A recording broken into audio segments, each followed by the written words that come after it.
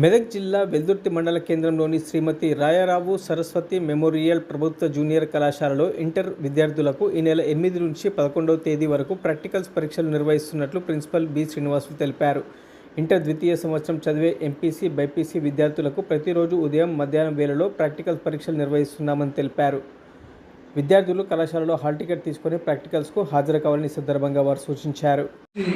Rayarao Saraswati memorial junior కళాశాల Veldurthi intermediate second year ద్వితీయ సంవత్సరము ఎంపీసీ, బైపీసీ విద్యార్థులకు ఈ నెల ఫిబ్రవరి 8 అనగా ఆదివారం రోజు నుంచి పరీక్షలు మొదలవుతున్నాయి. కాబట్టి విద్యార్థులందరూ వారి వారి బ్యాచ్ల వైజ్గా కళాశాలకు వచ్చి ప్రాక్టికల్స్లో హాజరు కావాలని కోరుతున్నాము.